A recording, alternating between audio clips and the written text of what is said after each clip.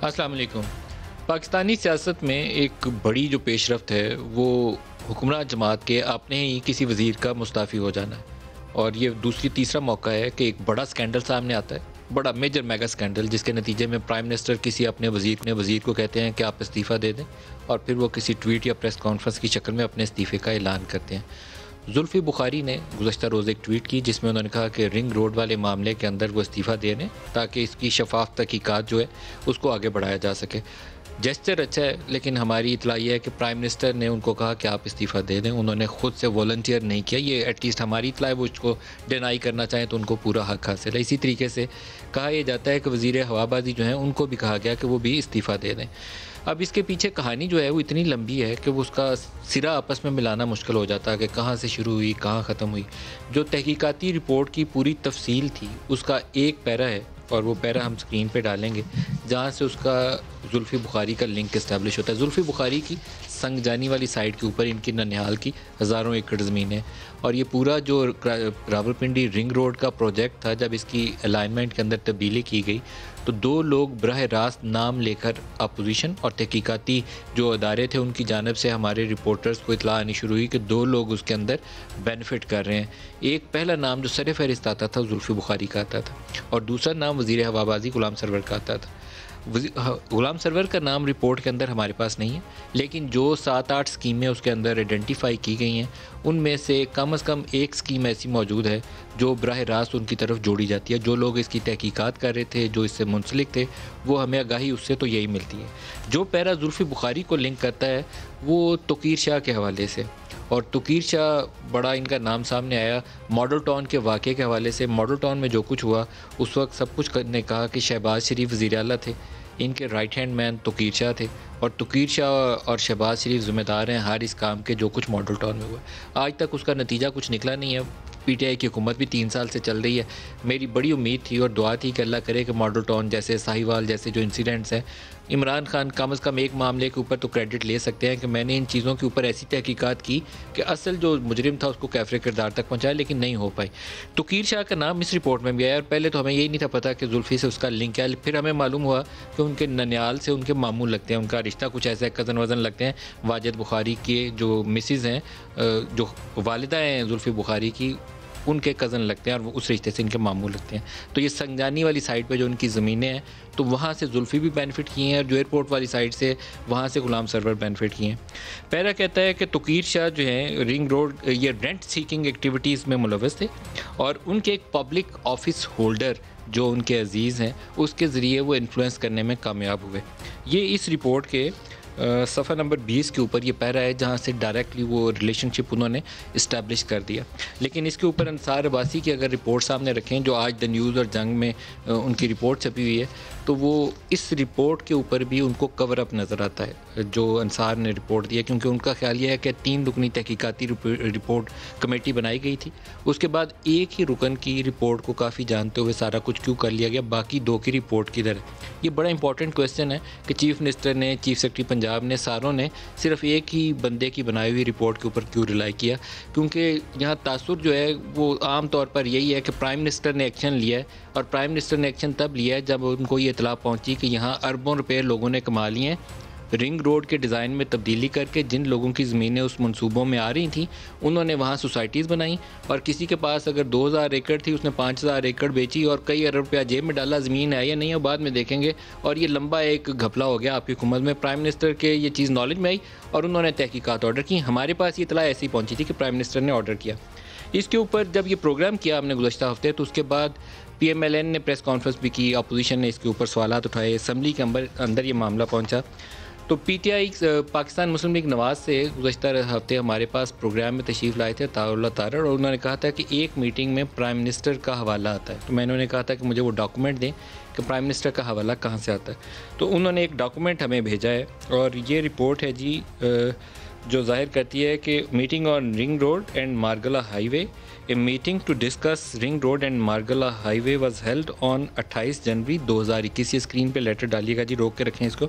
Under the chairmanship of prime minister after detailed deliberation the following decisions were taken. और वो decisions के आगे details ये है कि ये जो मारगला साइड पे इसकी एक्सटेंशन है उसके ऊपर रिसोर्सेज जो हैं सीडीए प्रोवाइड करेगी, बाद में राइट ऑफ वे जो है वो हासिल किया जाएगा, और इस तरह की डिटेल्स हैं। और ये डेट जो इसके ऊपर है वो 28 जनवरी 2021 है। 28 जनवरी 2021, ये अचानक से कोई चीज़ सामने नहीं आई है, लेकिन जो मैं आपको अभी तक वो चीज़ें बता रहा हूँ जो हमारी नॉलेज में आई और फिर हमने रिपोर्ट की, उसके बाद ये कागज़ पत्र सामने आना शुरू हुए हैं कि prime minister was not fully in picture कि ये अलाइनमेंट तब्दील करके कुछ लोगों ने कैसे पैसा कमाया। जब उनके नॉलेज में ये चीज़ आई, फिर उन्होंने जुल्फ़ी बुखारी से बोला कि स्टेप डाउन करो, रिज़ाइन करो, जब तक तहकीकात नहीं हो जाती। और आज की इतला ये है, ये हमारे रिपोर्टर हैं अब्बास शबीर, उन्होंने इस पर ख़बर भी फ़ाइल की है कि वज़ीर हवाबाजी जो थे वो अपना केस दिफा करते रहे मीटिंग के अंदर। उन्होंने कहा कि मुझे तो पंजाब हुकूमत ने फंसाया, मेरा इसमें कसूर ही नहीं है। प्राइम मिनिस्टर की जानिब से कहा यह जा रहा है कि दोनों को इस्तीफ़ा देने के लिए कहा गया, जुल्फ़ी को भी और गुलाम सरवर को भी, और गुलाम सरवर ने स्टेप डाउन अभी तक नहीं किया। गुलाम सरवर को तो असूली तौर पर जिस दिन उन्होंने PIA बिठाई थी उस दिन इस्तीफ़ा ख़ुद ना देते तो प्राइम मिनिस्टर को उनको ताहयात पाबंदी के तौर पर सैक करना चाहिए था, क्योंकि इससे बड़ा पाकिस्तान का नुकसान हो नहीं सकता। जो आज शुरा है उनसे आपका तारफ़ करवा दूँ, फिर इसकी डिटेल्स की तरफ। आज इस्लामाबाद स्टूडियोज़ में हमारे साथ हैं खुर्रम दस्तगीर खान, पाकिस्तान मुस्लिम लीग नवाज़ से, very warm welcome sir. Ali Mohammad Khan Pakistan Tehreek Insaf से हमारे साथ हैं, और इसके अलावा शर्जील मेमन पाकिस्तान पीपल्स पार्टी से हमारे साथ शामिल होंगे। सबको खुश आमदीद कहता हूँ। एक फवाद चौधरी साहब का वज़ीर इत्तलात का शॉट है, पहले वो सुनवा दें, फिर इसकी तफसील की तरफ चलते हैं। जो इब्तदाई रिपोर्ट आई है उसके मुताबिक ये अलाइनमेंट तब्दील की गई। इस अलाइनमेंट का मकसद कुछ लोगों को फ़ायदा पहुंचाना था, और इस अलाइनमेंट का मकसद ये था कि 29 किलोमीटर नई सड़क इसमें ऐड कर दी जाए, ताकि बाज़ जो हाउसिंग सोसाइटीज़ हैं उनको बरह रास्त फ़ायदा जो है वो पहुंचाया जा सके। अब इसमें ना तो जुल्फ़ी बुखारी साहब का इस रिपोर्ट में कोई तज़किरा है, ना ही गुलाम सरवर खान साहब का कोई तज़किरा है। जुल्फ़ी बुखारी एक ओवरसीज़ पाकिस्तानी है, उनके ननिहाल गांव का जो ज़मीन है और जो तौकीर शाह साहब हैं वो उनकी ज़मीन इससे फ़ायदा उठाती है, लेकिन जुल्फ़ी बुखारी का तौकीर शाह साहब की फैमिली है, उनके साथ कोई ताल्लुक वास्ता ही नहीं है। अरबों रुपए हुकूमत के बचा लिए गए हैं। जो वज़ीर आज़म साहब को शिकायत मिली उसके ऊपर कार्रवाई हुई, और इस तरह से एक बड़ा स्कैम होने से बच गया। खुर्रम साहब, आपकी ज़बानी सुनना चाहूँगा। आप असम्बली में भी इस इशू को आई होप के डिटेल डिस्कशन हो इसके ऊपर, क्योंकि 25-30 अरब की अगर रकम है तो बहुत बड़ी रकम है, और वो कैसे हुआ, क्यों हुआ, अभी तक की इतलात क्या है? देखिए, इसमें एक पैटर्न है नदीम साहब, और वो है इमरान खान साहब की अपनी नालायकी और नाअहली का। ये लोग किसने अपॉइंट किए हैं जिन पे आज नाम आ रहे हैं? ये इनको काबीना में कौन लेकर आया? इनको अगर मुशीर साहब थे उनको किसने बनाया? मैंने बनाया। तो ये अजीब बात है, और मैं हैरान हूँ। ये एक कंसिस्टेंट पैटर्न है। ये मामला दवाइयों से शुरू हुआ। वज़ीर सेहत थे जो आज हुक्मरान पार्टी के सेक्रेटरी जनरल हैं। फिर उसके बाद हमने ये मामला चीनी में देखा। अब दो वज़ीर सेहत गए, जी पहले कियानी साहब, फिर मिर्जा साहब उनके ऊपर अलग कि मिर्जा साहब के ऊपर अलग केसेस हुए। उसके बाद हमने IPP का भी इशू ना भूलें जो इन्होंने उठाया। हर चीज का खुरा। अब वो बीच में LNG का भी और फर्नेस ऑयल का भी क्राइसिस आया, नदीम बाबर साहब का भी क्राइसिस आया। नहीं, IPPs का भी बीच में कहा कि जी हम बड़ा कुछ कर रहे हैं, हालांकि IPPs के दोनों जो बड़े बेनिफिशरीज थे वो उनके काबीना में बैठे थे। अब ये कि हर चीज का खुरा जाकर काबीना में निकलता है। देखिए, आपके नाज़रीन को मालूम होना चाहिए कि चीनी 11 लाख टन एक्सपोर्ट करने की इजाजत, देखिए इसके ऊपर भी वज़ीर आज़म पाकिस्तान के दौर में इब्तदाई तौर पर प्रोजेक्ट आपकी हुकूमत जी बिल्कुल, जब इब्तदाई तौर पर मंजूर हुआ, बिल्कुल, उस वक्त अलाइनमेंट इतनी नहीं थी। बाद में जी अलाइनमेंट आधी थी, 26 किलोमीटर थी, इससे आधी थी, और कीमत भी इससे 25-30 से आधी थी। तो ये देखें अब क्या हुआ, तब्दीली करके किस इलाके को शामिल किया गया? थोड़ा सा सुनने वालों को वज़ीर आज़म के दस्तखत आ गए और तो फर्क कोई नहीं। ये 28 जनवरी का लेटर है। देखिए, ये अपने इस हुकूमत का दस्तखत वज़ीर आज़म के नहीं है, but it says the meeting was chaired by mafia की सरपरस्ती पहले दिन से इमरान खान साहब फरमा रहे हैं। कभी वो आटा माफिया है, कभी वो चीनी माफिया है, कभी वो LNG माफिया है, अब आज रिंग रोड माफिया है। कि भाई जिन लोगों की वहाँ हाउसिंग स्कीम, किसने बेनिफिट किया? जी वज़ीर आज़म के जो मुशीरान हैं उन्होंने किया, वज़रा ने किया, और जो उनके साथी हैं जो डायरेक्टली शायद काबीना में नहीं है उन्होंने किया। जिनकी वहाँ हाउसिंग स्कीमें थी और अगरचे वजीर इत्तलात साहब इसमें आर्मी के रिटायर्ड लोग भी हैं। हाँ। एक मेजर जनरल सलीम इसाक हैं, एक आसिम इब्राहिम प्राचा हैं, जिनके ऊपर इल्ज़ाम यह है कि उन्होंने किसी हसास अदारे का नाम इस्तेमाल किया। फिर जनरल सलीम के ऊपर कहा गया है कि ये फ़ौज इसके ऊपर जी नहीं, लेकिन आप देखें ना, ये क्रेडिट लिया जा रहा है कि हमने इसको रोक दिया है, हालांकि नदीम साहब स्कैम हो चुका है। जो अरबों की प्रॉपर्टीज अवाम ने इस रिंग रोड के बनने, सोसाइटीज बना के लोगों ने जमीनें बेची हैं, वो तो बेच चुके हैं, वो बेच चुके हैं, वो प्रॉपर्टीज का हिस्सा हो चुका है। अब वहां रिंग रोड नहीं बनती तो इसका मतलब है कि पाकिस्तान के अवाम के मजीद उनकी जेबों से एक डाका डला है, जिसके जिम्मेदार बराह रास्त वजीर आजम खुद हैं। ये एक कंसिस्टेंट पैटर्न है। अब आप इसमें जो चीज जो मर्जी, इसमें आप दवाई डाल लें, चीनी डाल लें, आटा डाल लें, LNG डाल लें, घी डाल लें, पोल्ट्री डाल लें, जो मर्जी डाल लें। दो इश्यूज हमारे सामने नजर आते हैं। एक तो ये है कि पहले तो प्राइम मिनिस्टर की नॉलेज में आया, पहले वो फुली इन पिक्चर नहीं थे। जब उन तक ये इतला पहुंची कि इसमें तो अरबों रुपए का घपला हो रहा है, तो देन ही एक्टेड। लेकिन ये एक 28 जनवरी का लेटर भी है जो ये जाहिर करता है कि meeting was presided over by prime minister himself. तो शायद उनको ब्रीफ भी नहीं किया उन ऑफिशियल्स ने जो वहाँ मौजूद थे, और उनके वज़रा जो वहाँ मौजूद थे, उनको पूरी ब्रीफिंग भी नहीं प्रॉपर्ली दी गई। जी बहुत शुक्रिया नदीम मलिक साहब। बिस्मिल्लाहिर्रहमानिर्रहीम, अल्लाहुम्मा सल्लि व सल्लिम मुबारक अला सय्यिदिना मोहम्मद। हाँ, तहरीक इंसाफ करप्शन के ख़िलाफ़, जुल्म के ख़िलाफ़ बनी है, और मैं ये बिल्कुल नहीं कहता कि तहरीक इंसाफ में के अंदर जो है वो सारे जो है वो फरिश्ते हैं। इसी माशरे के लोग हमारी जमात के अंदर हैं। लेकिन फ़र्क ये है मलिक साहब, हम में और मियाँ साहब की, नवाज शरीफ साहब की, जरदारी साहब की जमातों में, कि यहाँ इस तरह की चीज़ें टॉलरेट होती नहीं हैं। अब मैं ये नहीं कह रहा कि किसी ने ये किया है काबीना में से, लेकिन मैं ये कह रहा हूँ कि जब सवाल उठते हैं तो सवाल होते हैं। जब किसी पे सवाल उठता है तो इमरान खान साहब वज़ीर आज़म पाकिस्तान उसका नोटिस लेते हैं। माजी में ऐसा नहीं हुआ। मियाँ नवाज शरीफ साहब के दौर में और जरदारी साहब के दौर में ऐसा नहीं हुआ, बल्कि मियाँ नवाज शरीफ साहब पे ख़ुद पे जब सवाल उठे तो इंजीनियर खुर्रम दस्तगीर साहब और मैं, हम दोनों, फ़र्क सिर्फ ये था कि उस वक्त ये मिनिस्टर की कुर्सी पे थे और मैं अपोजिशन मेंबर की कुर्सी पे था।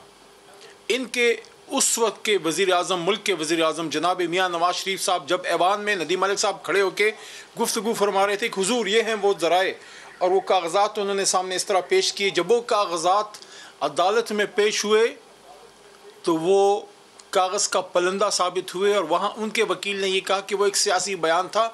तो हुजूर कहाँ थे वो ज़राए?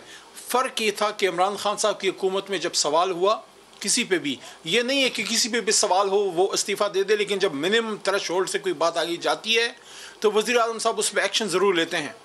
ये फ़र्क है इनमें और हम में। अब ये जो केस है, मैंने मोहतरम जुल्फ़ी बुखारी साहब की ट्वीट मैंने भी देखी है, और उन्होंने तो बाकायदा वेलकम किया है, जो मेरी याददाश्त अगर काम कर रही है सही, कि उन्होंने तो जुडिशल कमीशन को भी वेलकम किया है। इनकी तरह नहीं कि कमिश्नरों से और जो है एहतसाब से भागे। बहरहाल जो भी चीज़ है नदीम मलिक साहब, अगर खुदा न खास्ता किसी ने हुकूमत में बैठ के गलत किया है तो वो तो आप देख रहे हैं कि इमरान खान साहब जुडिशल कमीशन बनाने का इरादा रखते हैं?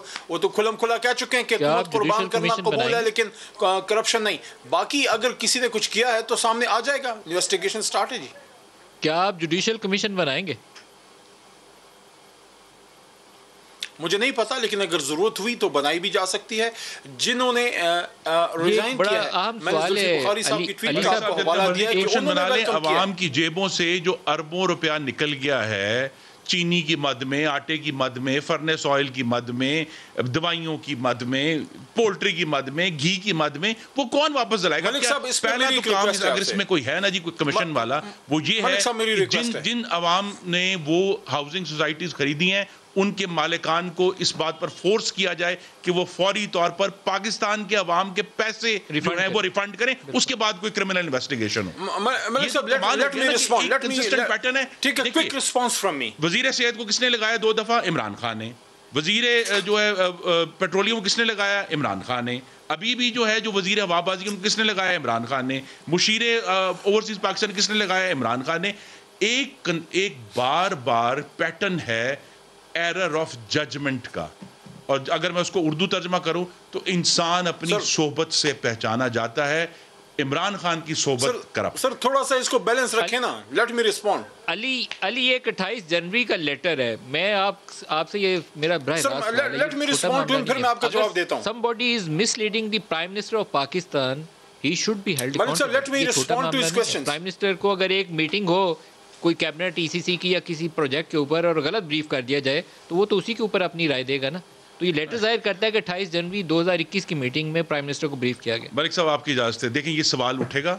देखिए गैस की कीमतें वज़ीर आज़म से बढ़ाई और कहा कि मुझे पता नहीं है। चीनी की कीमत की इजाजत इमरान खान ने दी, कहते हैं मुझे पता नहीं है। उसके बाद बार बार ये खुद फैसले करते हैं काबीना में और फिर अनजाने आजम बच जाते हैं कि मुझे तो पता नहीं था कि रुपये डिवैल्यू हो गया। जवाब ले अली। मलिक साहब मेरी रिक्वेस्ट होगी कि या तो आप इनके साथ बैठ के हमें चार्जशीट करें, मैं बुरा नहीं मानूंगा, फिर भी चूंकि हुकूमत है हम जवाब देंगे, लेकिन फिर मेरी रिक्वेस्ट ये है कि आप थोड़ा मॉडरेट करें। जब मैं बात करता हूं बीच में ये बोल पड़ते हैं, आप इनको नहीं रोकते। इनके सवाल का मुझे जवाब का मौका जवाब दे दीजिए। आप जवाब दे दीजिए, फिर बात हो जाती। शुक्रिया। इनको सवाल का पूरा हक है, लेकिन उसको स्पेसिफिक रखें। ये नहीं है कि चीनी पे छलांग मारी, पेट्रोल पे मारी, सब चीजों पे इनसे मैं बात करूंगा। और मैं कहता हूं इसको आज रात सर मेरी बात सुन लें, इनको कहें रात 12 बजे तक इस प्रोग्राम को चलाएं, मैं बैठा हूँ। लेकिन सिर्फ मेरे दो यहाँ पे स्पेसिफिक इनके सवाल के जवाब में एक जवाब है जिसमें सवाल भी है और साथ में फिर आपका भी जवाब देता हूं। 28 जनवरी की मीटिंग क्या प्राइम मिनिस्टर को मिसलीड किया गया? क्या आप नहीं मलिक साहब, उनको फिर सवाल ना करने देना। नहीं इस तरह ना करें, या फिर आप सवाल करें ये जवाब दें, या जब ये सवाल करते हैं इस तरह आगे प्रोग्राम नहीं चल सकता। आप आपस में इस तरह करते जाएंगे तो मैं तो आगे मुझे 1 मिनट दे दें, मैं इनका जवाब दे देता हूं, फिर आप सवाल करें, मैं बैठूं। मिसलीड किया गया, आपका खादिम हर सवाल का जवाब दूंगा। सर पहले इसका सवाल का जवाब दे। पहली बात, क्या प्राइम मिनिस्टर को 28 जनवरी की मीटिंग में मिसलीड किया गया? से ये बात सामने आई है सर सुन लेना, अभी तक की गुफ्तगू से ये बात सामने आई है कि किसी भी लीडर को अपने नीचे करप्ट लोग नहीं रखने चाहिए। अगर कुछ सवाल हो तो उसका नोटिस लेना चाहिए, और अगर उस पे भी कुछ सवाल उठे लीडर पे तो वो भी जवाब दे। तो यहाँ पे 28 नदीम मलिक साहब की मीटिंग का प्राइम मिनिस्टर को मिसलीड किया गया अली। यहाँ पे नदीम मलिक साहब जी, यहाँ पे मेरा एक पॉइंट है जो इंजीनियर खुरम दस्तगीर साहब उसका जवाब देना जरूर मुनासिब समझेंगे कि ये तो इन पॉइंट्स को उठा रहे हैं।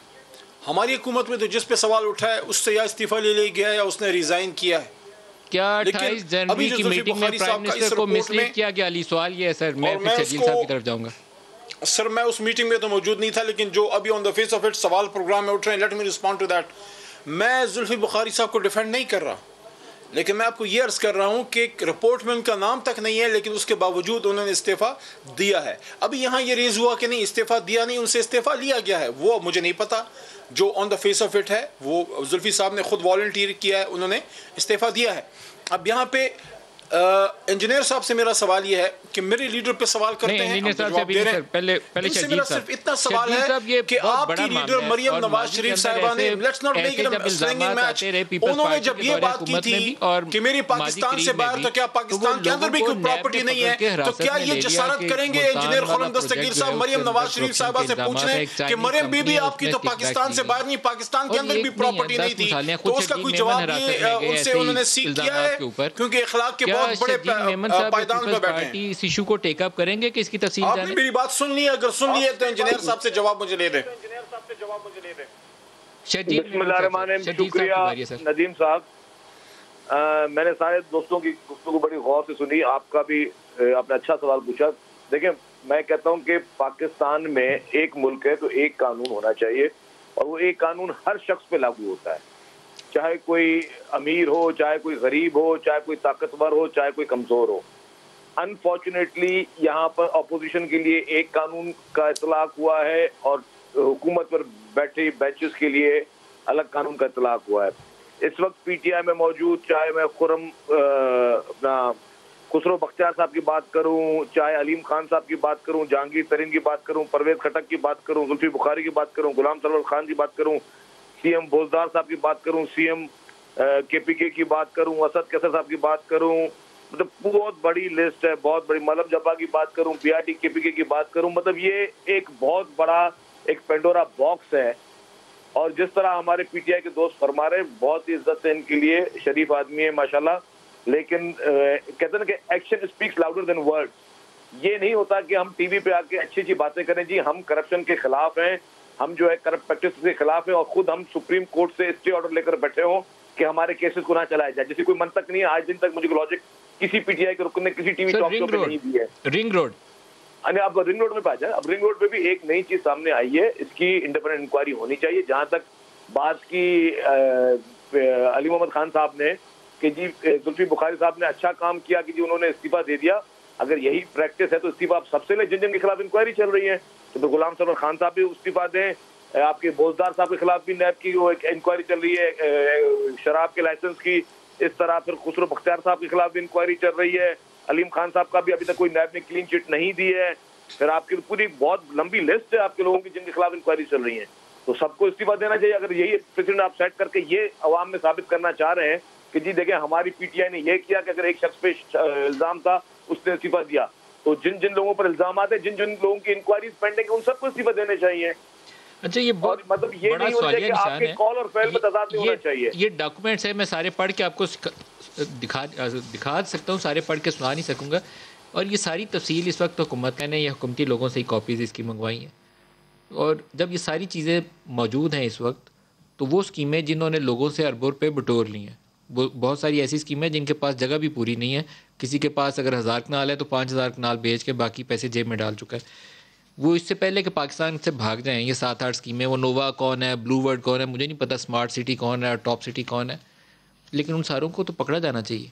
खुरम साहब जी, लेकिन नाम शहबाज शरीफ का जाएगा ना PNIL में, वो शहबाज को भी पकड़ लें, मुझे इतराज़ नहीं है, लेकिन वो बाकी को तो पकड़े ना जिनका नाम है। देखिए ना, यही बात है कि इनका ये ख्याल है, जो ये माफिया की सरपरस्ती का हिस्सा है कि रिपोर्ट निकाल दी और उसके बाद कोई एक्शन नहीं। मैं आपके नाजरीन आपसे भी जानना चाहूँगा कि चीनी के ऊपर इतना बड़ा क्राइसिस किया और अभी तक उस पर कोई ऐसा एक्शन नहीं हुआ जिससे चीनी की कीमत 1 रुपया भी घटी हो। आज भी चीनी 110 रुपये बिक रही है। FIA की रिपोर्टें हो गई, कमीशन की रिपोर्टें हो गई। इसी तरह क्या अब तक इस हद तक बात पहुंची कि वज़ीर आज़म को खुद अपनी ही दी हुई अप्रूवल्स जो हैं उनको वापस लेना पड़ा और इन्वेस्टिगेट कराना पड़ा। तो कोई अमल भी तो होना चाहिए ना। असल तो इशू ये है कि पाकिस्तान के अवाम के साथ इस हुकूमत के और वज़ीर आज़म के अहकामात की वजह से पाकिस्तान के अवाम को लूटा गया है, चाहे वो चीनी में लूटा है, आटे में लूटा है, रिंग रोड में लूटा है। अब जब लूटा गया है तो उसका अव्वल तो जिन लोगों को इमरान खान साहब ने खुद निकाला था, कौम से माफ़ी मांगे कि मैंने गलत लोगों को लगाया था, कि जी मैंने वज़ीर हवाबाजी को गलत लगाया था जिन्होंने पाकिस्तान के पूरे सिर्फ PIA नहीं पूरे एविएशन सेक्टर का बेड़ा गर्क कर दिया अगले 10 साल के लिए। माफ़ी मांगनी चाहिए कि हमने क्यों जुल्फी बुखारी को लगाया, हमने क्यों ऐसे लोग लगाए जिनकी वजह से जो है ये आज हमें इसी खुद जवाब देने पड़े। और दूसरा ये है कि जो बात की गई है, अगर ये असूल है जो कि अपोजिशन पे लागू किया गया, शाहिद खान अब्बासी पे, मिफ्ता इस्माइल पे, साद रफ़ीक पे, सलमान रवी पे, ख्वाजा आसिफ के ऊपर भी, आज भी खुर्शीद शाह के ऊपर, उससे पहले नवाज शरीफ, मरियम नवाज, शहबाज शरीफ, हमजा शहबाज, कि भाई अगर आपका नाम आ गया, आपको इल्ज़ाम आ गया तो आप जेल में, आपको अंदर धर दिया और बाद में देखा जाएगा, 20 महीने बाद देखेंगे कि कोर्ट आपको कोई देता है कि नहीं देता। क्या किसी एक शख्स को भी धरा गया? चीनी में भी शाहिद तरीन साहब पे FIA का केस जरूर हुआ है, लेकिन किसी को एक मिनट के लिए एक बात अगर मुकम्मल कर लूं मैं, जिन कहेंगे अभी मुझे कहेंगे कि जी पंजाब के 2 वज़रा जो हैं वो जेल में भी रहे हैं, वो दोबारा वज़रा बना दिए गए, उन्हें रिवॉर्ड दिया गया। जो स्कीमें जिन्होंने यहाँ हजारों एकड़ हजारों कनाल जमीन बेच दी, कम से कम उनके मालिक तो पकड़ लें, इससे पहले कि अरबों रुपया लेके भाग जाएं और हम फिर कोई कमीशन बना के बैठे कि इन लोगों को कंपनसेट कैसे करेंगे। नदीम मलिक साहब देखें, मैं तो बिल्कुल इसको इस तरह की कोई स्लिंगिंग मैच नहीं बनाना चाहता कि ये इल्ज़ाम लगाएं, मैं जवाब में इल्ज़ाम लगाऊं, ना मेरा तरीका है और ना इमरान खान साहब इस चीज़ को पसंद करते हैं। सबसे पहले मैंने जवाब दिया, जो अभी पहले सेगमेंट में सवाल हुए उनका मैंने जवाब दिया, फिर मैंने छोटा सा सवाल रखा जिसका मुझे जवाब नहीं मिला, ना इंशाल्लाह मुझे इनकी कभी मिलेगा, लेकिन आपके सवाल का मैं जवाब देता हूँ। देखें, जिन लोगों के साथ किसी ने भी कोई स्कैम किया है, किसी का 1 रुपये भी किसी ने खाया है, चाहे वो कोई भी हो, you should not be spared अगर किसी पे सवाल उठता है कि भाई किसी ने पैसे किसी के मार लिए हैं और मुल्क से ना निकल जाए, तो अली बेजीम जो भी है, that guy should be on ECL। इस पे मैं कोई बिल्कुल कोई दो राय नहीं है। अगर किसी बंदे ने किसी से पैसे बटोर लिए हैं, चाहे कोई भी हो, अभी तो ये एस्टैब्लिश होना बाकी है ना कि उसका लिंक कोई गुलाम सरवर साहब से बनता है या जुल्फी साहब से, वो तो कोई लिंक ही नहीं है। लेकिन अगर बनता है वो बात की बात है। जिसने अभी पैसे बटोरे हैं, अगर किसी का क्लियरली कोई इस तरह नाम है, तो अगर कोई ऐसी बात होती है तो मैं इस बात को सपोर्ट करूंगा कि ऐसे लोगों के नाम होने चाहिए ECL में। जो भी सिटी मिटी है, मुझे नहीं पता किसकी हैं, लेकिन अगर उसके किसी मालिक ने फ़र्ज़ करें उसके पास 1000 कनाल ज़मीन है और उसने 8000 कनाल, या मैं फॉर एग्जांपल बात कर रहा हूँ कि ज़मीनें उसने फाइलें दे दी हैं, तो ये जुर्म है, ये फ्रॉड है। जिसने भी किया है वो बिल्कुल होना चाहिए बिहाइंड द बार्स, कोई इसमें दो राय नहीं है। और इशू आज सामने आया और वो हमें कैबिनेट के राय से पता चला। फिर मलिक साहब पता ये चला कि पिछले हफ्ते जब ये तफसीलात प्राइम मिनिस्टर के नॉलेज में आई, मुझे एक मिनट ने इन लोगों को मलिक साहब मुझे ये बात करने दें, इन लोगों की जानिब से इल्जाम आयद किया गया कि ये शहजाद अकबर और हुकूमत पंजाब इनको फ्रेम कर रही हैं। अली, ये आपसे इसका जवाब चाहता हूँ कि इन दोनों ने कहा कि ये हुकूमत पंजाब और शहजाद अकबर इनको फ्रेम कर रहे हैं, इनका कसूर नहीं है इसमें। ये मुझे आज काबीना के, आप ही की काबीना के कुछ लोगों से ये बात सुनने में मिली। मलिक साहब प्लीज़ मुझे ज़रा आप 30-35 सेकंड दे दें। एक तो देखें, काबीना की एक सैंक्टिटी होती है। जिस भी मेंबर ने आपसे ऑफ द रिकॉर्ड इस तरह की बात की है, मैं समझता हूँ वो अहल ही नहीं है। चाहे मुझे नहीं पता किसी ने आपसे बात की है या नहीं। ये काम होता है वज़ीर इत्तलाआत का कि वो काबीना के बारे में लोगों को ब्रीफ करे। काबीना के अंदर 1001 किस्म की डिस्कशन होती हैं। वो सीना जो है वो राजों का कब्रिस्तान होना चाहिए, वकील का भी, डॉक्टर का भी और एक कैबिनेट मेंबर का भी। जो इस तरह की बात करता है, मैं तो ये कहता हूँ कि बिल्कुल वो अनर्थ होने चाहिए। कौन है वो लोग जो, इसका मतलब है कि देयर आर टू ग्रुप्स। दूसरी बात, each other's interest। दूसरी बात देखें नदीम मलिक साहब, ये बात हम इनसे पूछते रहेंगे।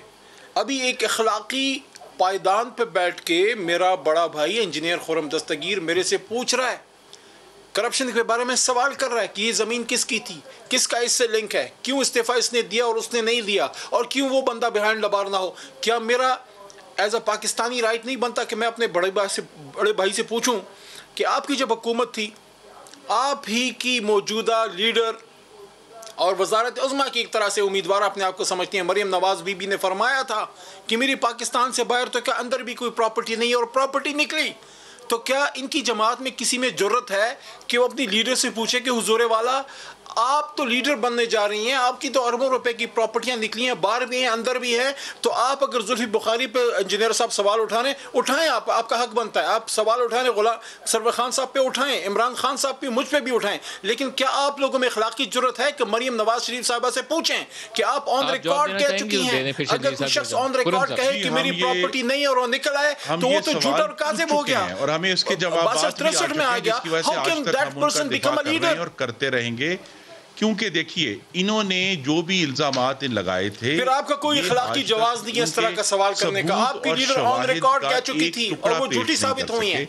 मैं अभी मोस्ट रिसेंट जो अभी आपके नाजरीन के जहन में बिल्कुल फ्रेश होगा, क्या आप इससे डिनाई कर रहे हैं कि एबल फील्ड आज भी डिनाई कर रहे हैं जब सब कुछ प्रूव हो चुका है? की बेल का मामला गया तो नैब ने, बल्कि कोर्ट ने पूछा कि आपने ये ठीक है एसेट बियॉन्ड मींस का केस बनाया, लेकिन इसके पीछे क्या किसी किस्म का करप्शन का या मनी लॉन्ड्रिंग का या किकबैक का केस है? तो नैब ने कहा नहीं, कोई करप्शन नहीं हुई, कोई किकबैक नहीं हुई। और वही आपने देखा, फिर कोर्ट ने उसको उठाया कि जी आपने अगर यहाँ कोई करप्शन नहीं हुई, कोई किकबैक नहीं लिया शहबाज शरीफ ने, किसी किस्म की माली बदउनवानी नहीं की, तो फिर ये टैक्स का केस है, ये नैब का केस नहीं है। तो ये जो मामलात हैं ये तो चलते रहेंगे अपनी जगह पर। मेरा का जवाब नहीं आया। मेरे लिए बहुत मोहतरम है सरवर खान साहब भी, मेरे लिए बहुत मोहतरम है जुल्फी बुखारी साहब। मेरा सवाल उस शख्स के ऊपर है जिसने इन लोगों सर, जब मेरा सवाल आ गया तो आपके लिए मोहतरम हो गया। Don't change the goal post. आज भी खुसरो बख्तियार को क्वेश्चन इज वेरी सिंपल साहब, इसका तरीकाकार क्या होना चाहिए? बाबर साहब को क्या वजीर बनाए रखा है? कोई पार्लिमानी कमेटी इसके ऊपर काम करके आगे का वे फॉरवर्ड बता सकती है कि इन्वेस्टिगेशन कैसे होगी? क्या इन डॉक्यूमेंट्स को पब्लिक कर सकती है सरकार के, सारी चीजें लोगों के सामने रखी जा सकें कि ये अब तक की तहकीकात है, इन लोगों के नाम आए थे, इनको हमने पकड़ लिया, ये सजा के मुस्तहिक लोग हैं, पब्लिक करें, सारा कुछ फ्लोर ऑफ द हाउस रखें। शर्जील साहब। नदीम साहब, आपने अपने सवाल में एक अच्छी तजवीज़ दे दी है, मैं इसको ऑनेस्टली इंडोर्स करता हूँ कि जितना भी इस वक्त पूरा सिनेरियो चल रहा है करंटली, इस पे एक पार्लियामेंट्री कमेटी बिल्कुल बनना चाहिए और उसमें तमाम केसेस जो तमाम लोगों पर दाखिल किए गए हैं वो उस पार्लियामेंट्री कमेटी में डिस्कस होने चाहिए कि क्या ये केसेस, जो भी केस है, क्या ये केसेस बनते हैं या नहीं बनते, और जो बनते हैं उसके लिए फिर उसको बाकायदा फिर एहसाब के लिए सबको पेश होना चाहिए, जिस पे इल्जाम है वो अपने आप को क्लीन करे। और दूसरी बात ये कि कुछ लोगों को जो एक इम्यूनिटी दी गई है और ब्लैंकेट इम्यूनिटी है एक पॉलिटिकल पार्टी को कि उसके खिलाफ ना कोई केस हो सकता है, उसके खिलाफ जो है वो फिर वो स्टे ऑर्डर भी ले लेती है वो पार्टी, और वो अपने तमाम केसेस, अपने तमाम उन जुर्मों को छुपाती है मुख्तलिफ तरीकों से, या कभी एमनेस्टी के तरीके से या किसी और तरीके से, उसको रोकना चाहिए। लेकिन मैं कहता हूं कि बिल्कुल मैं अभी बैठ के हम मट स्लैंगिंग करें, मैं पीटीआई पे करूं, पीटीआई पीएमएलएन पे करे, फिर हम एक दूसरे पे करें, बेहतर है। आपकी बहुत अच्छे सवाल में तजवीज़ है कि एक पार्लियामेंट्री कमेटी के लिए आज सारी पार्टी मौजूद है, इसका एक दायराकार बनना चाहिए, बिल्कुल मैं एग्री नहीं करता, विजिट होना चाहिए सारी चीजों को, फिर सबका सब पता चल जाएगा। और उसमें क्या हो, जब इलेक्टेड रिप्रेजेंटेटिव मौजूद होंगे तो वो सारी चीजें सामने आ जाएंगी कि क्या इस वक्त तरीका कार चल रहा है वो ठीक चल रहा है या गलत चल रहा है। लेकिन जो इस वक्त मकसद जो एहतसाब का बहुत बड़ा दावेदार जो शख्स बनता है, जो पार्टी बनती है, उसके अंदर क्या हो रहा है और उस पार्टी ने जो कुछ किया है इस 3 साल में, मैं समझता हूं कि ये मुल्क की आवाम पे आया हो चुका है। कोई भी स्कैंडल, कोई गवर्नेंस के कहीं पे कोई मिसाल नहीं मिलती, लेकिन हर जगह पे स्कैंडल आ रहा है। और जब गवर्नमेंट होती है नदीम साहब तो स्कैंडल कम आते हैं, जब गवर्नमेंट जाती है तब स्कैंडलों के भरमार आते हैं। अली साहब इसमें अली से पहले सुन लें या फिर ब्रेक ले लें, ब्रेक से वापसी, लंबी बात। अली आप ब्रेक से वापसी पे जवाब दीजिएगा, ब्रेक ले लें, हमारे साथ रहिएगा।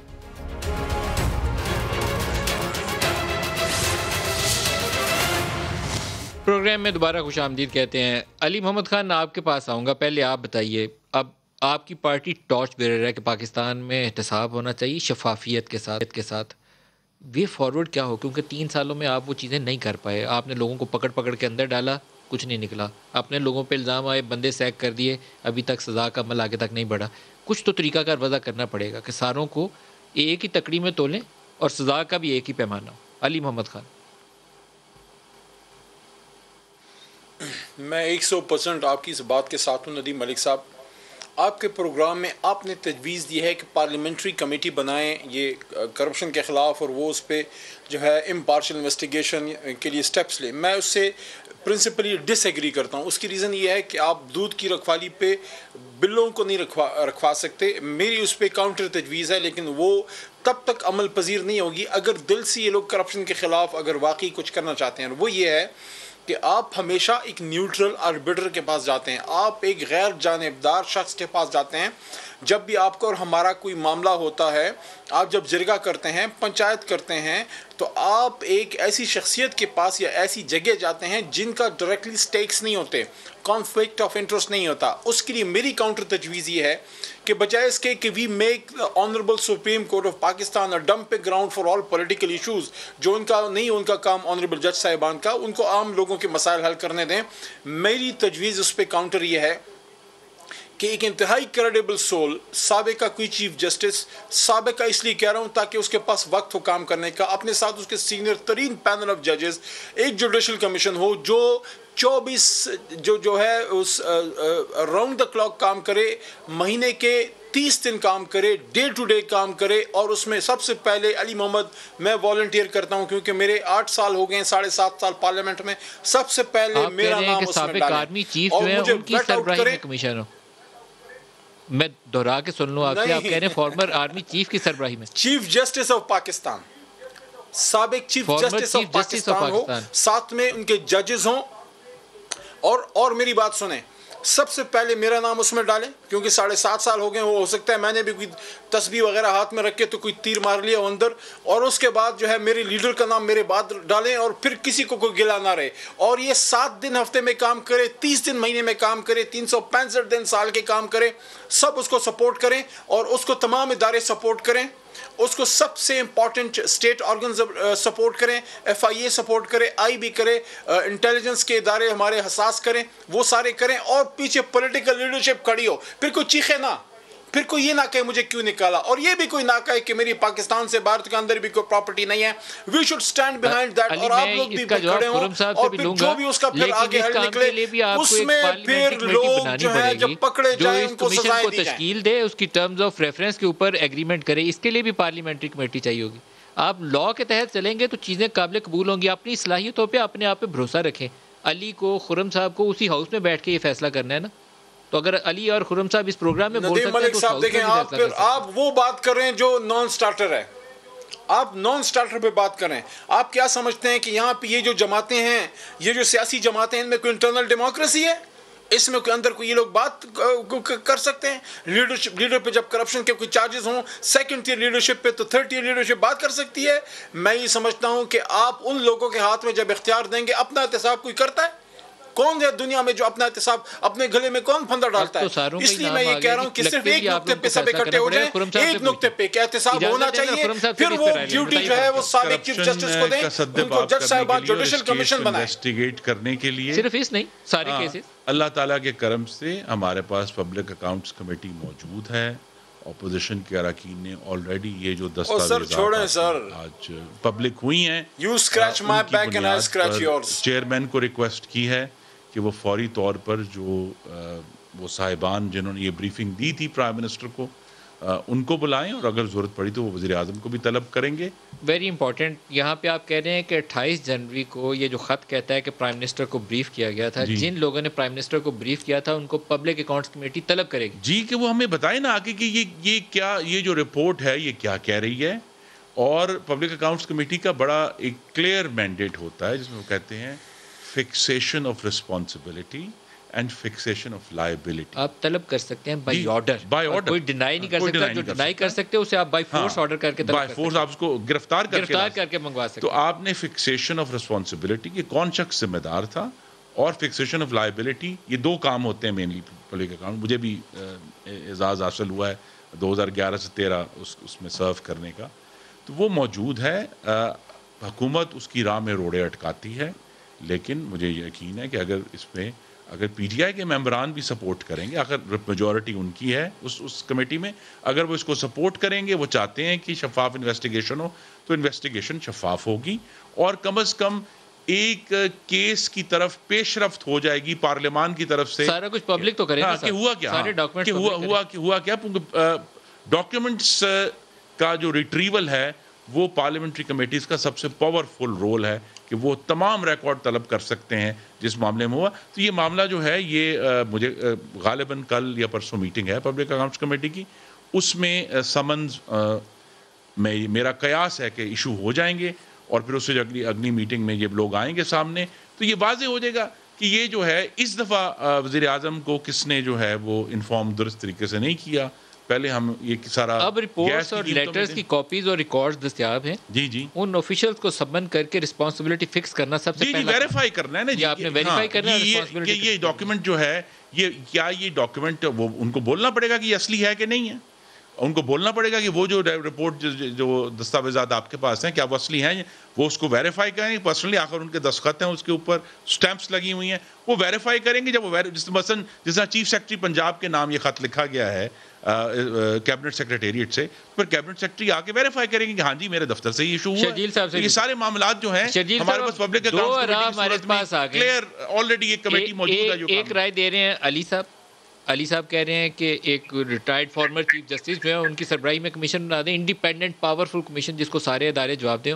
और एक तजवीज़ आ गई खुर्रम साहब की तरफ से, वो कहते हैं पब्लिक अकाउंट्स कमेटी ये काम करे, ये उससे करीब है जो मैं कह रहा हूँ पार्लियामेंट्री कमेटी ये काम करे। अब आप बताइए वे फॉरवर्ड। देखिए मुझे नदीम साहब एक डर और खौफ है कि जिस तरह पीटीआई ने बीआरटी केपीके पे स्टे ऑर्डर ले लिया कि उसकी कोई इन्वेस्टिगेशन ना कर सके, कहीं ये रिंग रोड पर भी कोई कोर्ट से स्टे ऑर्डर ना लेकर आ जाए कि रिंग रोड पर भी जी एफआईए और नैब इन्वेस्टिगेशन नहीं कर सकते, क्योंकि अभी तक जो इनकी प्रैक्टिस रही है वो बड़ी खतरनाक रही है। पाकिस्तान में सारी पॉलिटिकल पार्टीज की लीडरशिप पर या पार्टियों पर या मुख्तलिफ स्कैम्स आए हैं, कोई भी स्टे ऑर्डर लेने नहीं गया कोर्ट पर जी हमारे खिलाफ इन्वेस्टिगेशन ना की जाए। ये वाहिद मुल्क की इंसाफ वाली पार्टी है जिसके नाम पे इंसाफ है कि जो अपने स्कैम्स को बचाने के लिए कि उस पर कोई इन्वेस्टिगेट ना करे, जिससे कोई लॉजिक नहीं बनती। भाई अगर आपने ना गलत काम नहीं किया तो कोई आपको टच नहीं करेगा। आपने स्टे ऑर्डर लेकर बैठे हो, और मुझे ये बिल्कुल डर और खौफ है कि शायद इस पे भी कोई स्टे ऑर्डर ये लेकर ना आ जाए किसी कोर्ट से कि जी इनके खिलाफ कोई रिंग रोड पर इन्वेस्टिगेशन या इंक्वायरी ना की जाए। आप उस पे से चॉइस आपने नहीं दी, judicial commission former chief justice की सरबराही में या पब्लिक? देखिए जी, मेरी चॉइस, अगर मेरी जाती चॉइस यही होगी कि जी पार्लियामेंट्री कमेटी, सारी पॉलिटिकल पार्टीज होंगी, और जिस तरह स्वीपिंग स्टेटमेंट दे दी अलीमत खान मेरे मौजूद भाई हैं कि एक दूसरे को बचाएं फिर बाद में जमहूरियत की वज़ीर मुखालिफ, ये मुनासिब बात नहीं है। आप सब अच्छे पार्लियामेंटेरियंस को आप रखें जिनपे आपको कोई एतमाद भी हो, और वो पार्लियामेंट्री कमेटी तमाम केसेस को रिविजिट करे और इस केस को भी बिल्कुल करे। अली साहब इसको टेकअप तो करिए, हाउस में लेकर जाइए, सारा रिकॉर्ड टेबल करिए, फिर वे फॉरवर्ड भी मेरे ख्याल डिस्कस जब होगा मामला तो वे फॉरवर्ड निकलेगा, वहाँ से फ्लोर से निकलेगा, डिस्कशन ओपन करिए वहाँ। देखिए नदीम मलिक साहब, एक तो लफाजी है, नशिस्तन गुफ्तन बर्खास्तन है, दूसरा है मैदान अमल में उतर के ऐसा एहतसाब करना कि सबको अपनी अपनी नानियाँ याद आ जाएं, और उसके लिए ज़रूरी है कि एक हम उनको चार्टर ऑफ डिमांड दे कि आपने एहतसाब करना है, बाकी जजों को पता होता है क्या करना है। ये जो पब्लिक अकाउंट कमेटी की बात आप लोग कर रहे हैं, पब्लिक अकाउंट कमेटी का बड़ा एक हद तक उसका इख्तियार है, वो कोई जुडिशल फोरम नहीं है, ना एविडेंस टेकिंग का उधर कोई मजबूत निज़ाम है, ना आप कोई इस तरह की सजाएं दे सकते हैं, ना किसी को फांसी दे सकते हैं, ना किसी को उम्र कैद दे सकते हैं, ना किसी को जायदादें जब्त करा सकते हैं। ये काम अदालतों के होते हैं, उसका ज़्यादातर ऑडिट पैलेस से रिलेटेड इशूज़ होते हैं। बेसिकली अगर आप वाकई इस मुल्क में एहतसाब के लिए सीरियस हैं कि करप्शन ख़त्म हो, तो जो सियासतदान इसमें इन्वॉल्व हैं उनको अगर आप उनके नीचे के लोगों को इख्तियार देंगे, कैसे इनकी जमात का कोई बंदा शहबाज साहब या मरीम नवाज साहबा के खिलाफ बात कर सकता है? हिम्मत है किसी में? या कोई जो है ओमनी ग्रुप का एहतसाब होगा ना, फिर स्विस अकाउंट खोलेंगे, है कोई पीपल पार्टी में कह सकता है कि स्विस अकाउंट खोलो या ओमनी ग्रुप खोलो, या हमारी चले हमारी जमात को भी इसमें शामिल कर लें, तो let it be a neutral forum, let it be chief justice of Pakistan retired, let it be a judicial forum and let it be there an accountability, ऐसी अकाउंटेबिलिटी जो कि बेलाग हो, जो कि बेरहम हो, जो कि बेरहम हो और जो अपना पराया ना देखे, पाकिस्तान की हुकूमत को दिए थे वो कहां गए? सबका अहाता करे, जो सबको घेरे, ये ना हो कि मेरा करप्ट है वो ठीक है और तुम्हारा करप्ट उसको पकड़ा जाए, फिर ये चीज ना हो, तो सबका एहतसाब है। पब्लिक अकाउंट्स कमेटी के पास बहुत ज्यादा काम है करने वाला। ये रिंग रोड भी आ गया। देखिए मेरी बात सुने, पब्लिक अकाउंट कमेटी इस मुल्क में 40-50 साल से काम कर रही है, कर दिया करप्शन खत्म, कर दिया एहतसाब पापड़ वाले का, कर दिया स्विस बैंक का एहतसाब, कर लिया उसने ओमनी ग्रुप का एहतसाब, ले आए पाकिस्तान से बाहर अरबों रुपए। कौन सी पब्लिक अकाउंट कमेटी ने कौन से अपने लीडर के खिलाफ कभी बात की है? और यार आप इस कौम को और चूना ना लगाएं, इसको ट्रक की बत्ती के पीछे ना लगाएं। अगर एहतसाब चाहते हैं और हम लोग करप्ट नहीं है, अगर हम चार बैठे हम करप्ट नहीं है, हमें उस फोरम का इंतखाब करना चाहिए जो हम में से ना हो, जो हम में से ना हो, जो बाहर से हो, एहतसाब करे और टांगे फिर सजाएं दे और फिर जायदादें जब्त करे। तो अगर इसके लिए तैयार हैं तो ठीक है, नहीं है तो फिर आए गपशप करते हैं, चाय पीते हैं। आप हम पे इल्जाम लगाएं, आप पे इल्जाम लगाएंगे, प्रोग्राम चलेगा, रेटिंग बढ़ेगी, टाइम जो है वो खोटी होगा, आवाम जो है ट्रक की बत्ती के पीछे भागेगी। वाला से पैसे आपने वसूल करवाए हैं? जी देखिए, ये जो फोकस है ना मेरे भाई का भी और इनके असम लीडर का है कि मैं जब तक जिंदा हूं शरीफ खानदान को नहीं छोड़ूंगा, हम इनकी जायदादें जब्त कर लेंगे, हम इनको लटका देंगे। किसने ये बात की है? मैंने तो कहा कि बेलाग हो, सबका हो, मेरा भी हो और आपका भी एहतसाब हो, लेकिन मैं और आप एहतसाब ना करें, एहतसाब को तीसरा करें। इंसाफ नहीं है। इंसाफ वहां से होना है जहां अदालत ने करना है। अब आपको अदालत के ऊपर 1000 इश्यूज हैं, आप कहते हैं देखिए जी अदालत ने शहबाज शरीफ को बेल कैसे दे दी, अदालत आगे ना अदालत कैसे अब अदालत अच्छी लग रही है ना, तो करें उस पे एहतसाब, खुद करें उस पे एहतमाद वजह कर लेते, लेकिन आप इस काबिल नहीं है। दे किसी जुडिशियल कमीशन को एक मजबूत चार्टर ऑफ डिमांड दें। देखिए ना, मैं बड़ी उसको दे टीओआर, शायद अब्बासी को चलो जी आपको फुल अथॉरिटी है, करो इन्वेस्टिगेट पाकिस्तान के तमाम सियासतदानों को। सबका बहुत इतना इजाजत दीजिए, खुदा हाफिज।